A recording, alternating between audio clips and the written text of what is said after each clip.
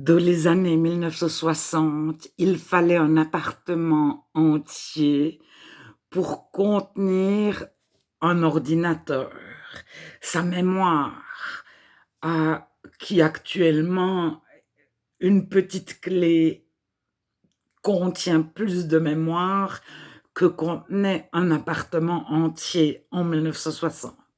Et un ordinateur, il savait juste faire quelques calculs, euh, il savait écrire des lettres et des chiffres, tous de la même couleur.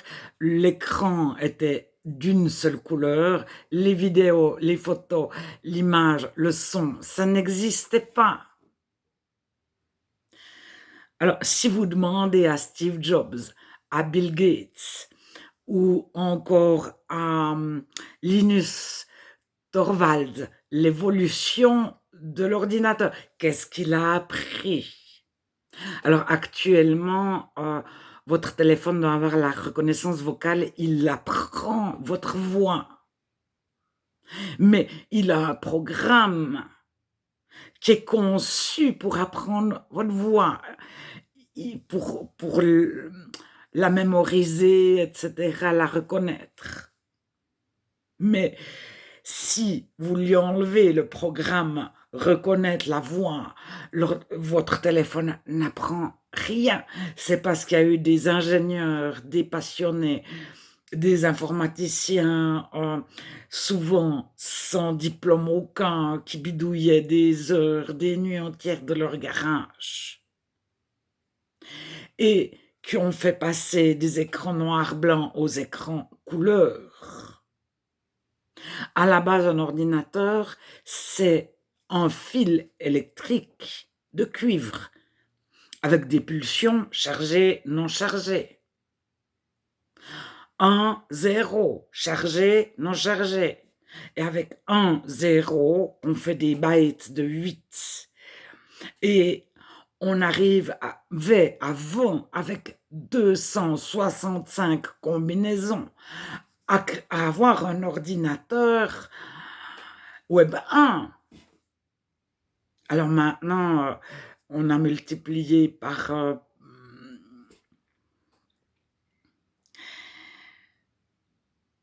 mais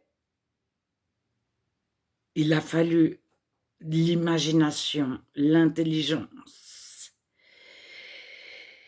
et les connaissances de nombreuses personnes. Bon, alors c'est pas forcément les diplômes. Je crois que celui qui est à la base de Linux, Linus, à 14 ans, il savait l'informatique alors qu'il n'avait jamais mis les pieds dans une école d'informatique. Ça n'existait pas, une école pour apprendre l'informatique à sa génération.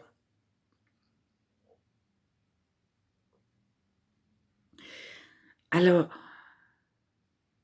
l'être humain fonctionne comme un ordinateur actuellement. L'ordinateur a le son, l'image. L'être humain a le son, l'image.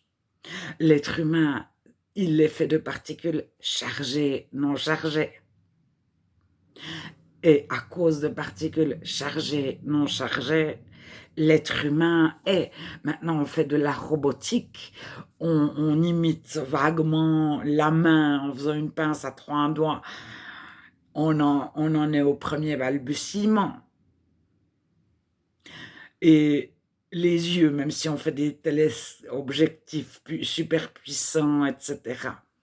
Mais l'intelligence qu'il y a derrière pour décoder l'image, bon, on arrive à faire des programmes maintenant qui apprennent à voir, c'est-à-dire à détecter des choses sur une image. Mais c'est tout en chiffres. S'il y a 3 carrés noirs dans une image, placés là, non, non, non, entourés de ci, c'est peut-être un œil. L'ordinateur apprend, il n'a rien appris tout seul, il n'a pas pu inventer les écrans couleurs. Même si les écrans noir et blanc ont fonctionné longtemps, etc., l'être humain, il n'a pas pu se créer par l'évolution. c'est impossible. Il a fallu une multitude d'ingénieurs pour créer un être humain, comme il a fallu une multitude d'ingénieurs pour créer un ordinateur. Dieu est une multitude d'ingénieurs et plus encore.